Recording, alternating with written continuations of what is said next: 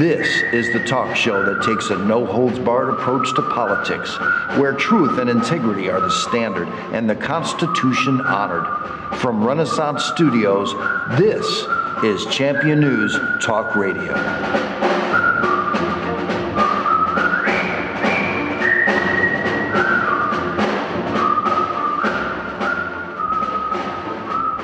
Good morning and welcome to another edition of Champion News Talk Radio, brought to you by championnews.net. This is Carol Parisi. Today, our founder, Jack Roser, and myself have a great guest, and it's Dr. Arie Friedman. Good morning, Dr. Friedman. Morning. How are you? Thanks for having me. Thank you for being here. We have some very exciting news that Dr. Friedman would like to share with us. So, absolutely. So I have just recently announced that I'm running for the Illinois State Senate in the 29th District as the Republican candidate. At this point, we don't have a primary. And what town is that particularly? Sure. It stretches through much of the North Shore, going from Great Lakes Naval Station down along the lake through Highland Park, and then it takes a turn to the west through Wheeling, Buffalo Grove, and a little bit of Palatine and some of the surrounding suburbs.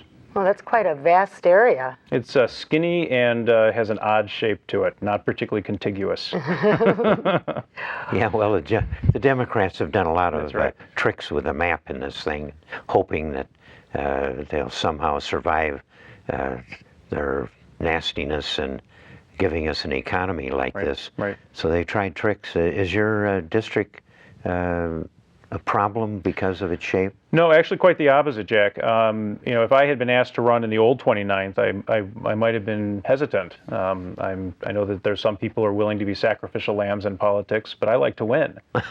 I was very pleasantly surprised when I saw what the new 29th looks like. It's included significantly Republican areas in it that previously had not been a part of it, including all of western Lake Forest and Lake Bluff.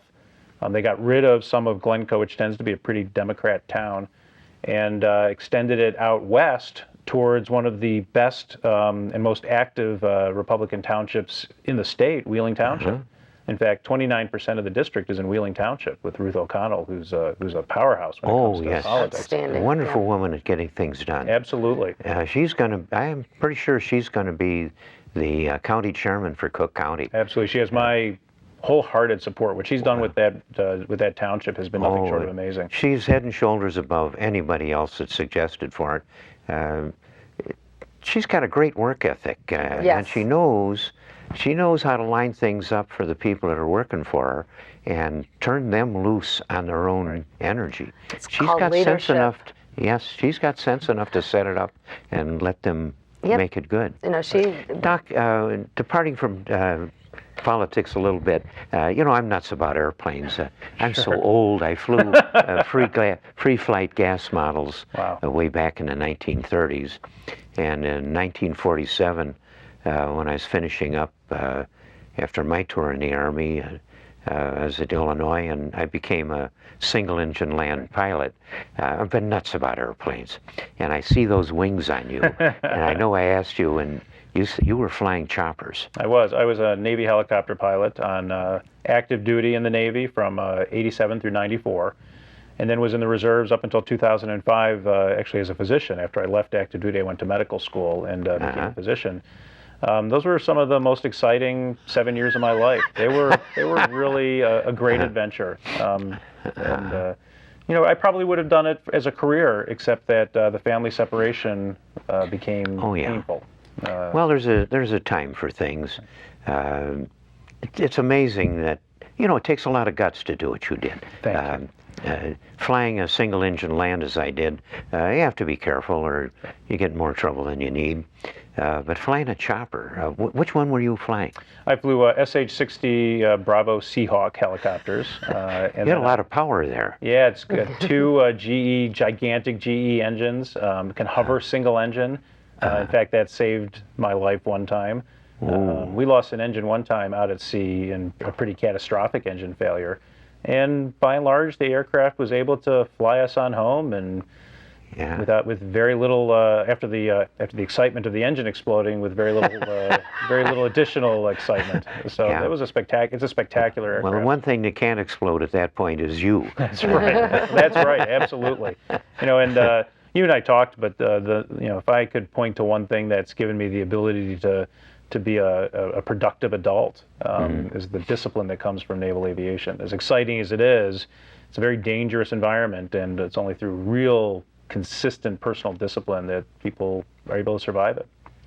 Well, you're long on courage and discipline. You've become a doctor as well. Yeah. Not an easy thing to do. You share a lot of crisis situations, almost as bad as a helicopter. Sure. And the residency was maybe, what's interesting about becoming a physician is that residency in some ways was a more stressful and difficult training process than even flight school was. The hours, it's one thing when your own life's at stake, and some other volunteers, young military people who volunteered for the mission.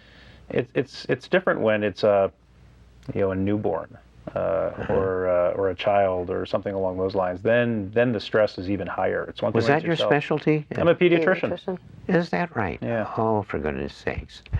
Escort those little lovelies into the world. Absolutely. Now, Dr. Friedman, you have a very interesting story.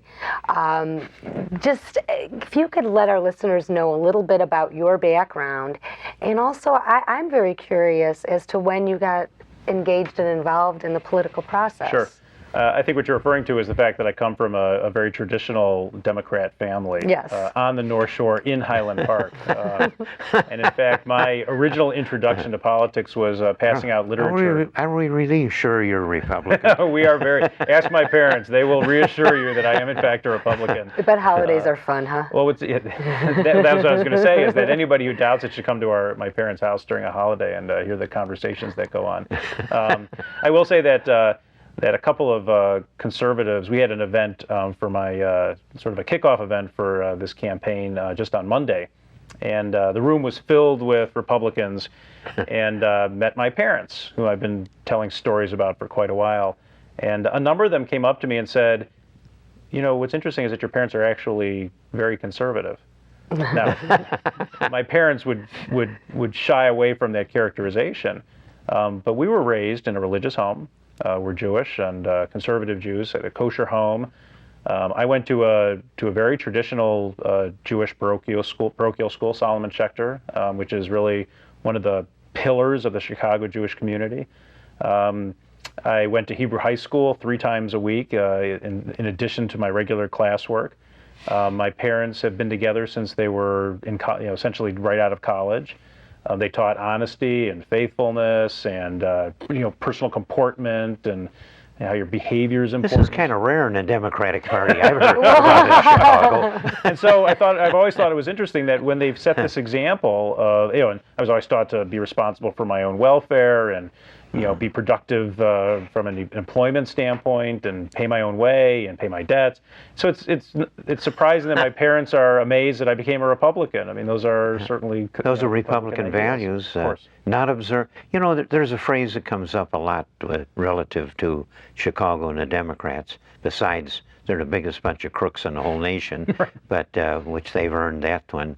But you don't find very much of your father's Democrat anymore. That's right. There was a day when there was a lot of honor for the working man, for his country, many wonderful things in the Democratic Party.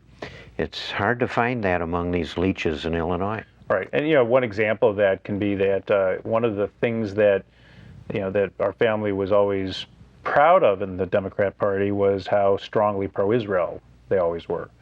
And I will tell you that my father, my father ran for Congress against John Porter because he thought John Porter was too much of a Republican and too much of a conservative. My father's angry at the Democratic Party and his liberal friends because of their lack of support for Israel. And he sees that very clearly, and it concerns him.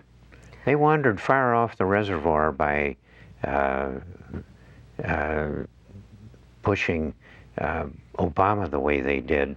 The way he wasn't, in my way of thinking, he wasn't elected. It was a conspiracy The Tribune certainly gave him He was $10 million. They marketed him. The marketing plan that they had behind him with the way he looks and the way he read a teleprompter. The free publicity, the big pictures on the first page of the Tribune. Yeah. I thought I was looking at Pravda.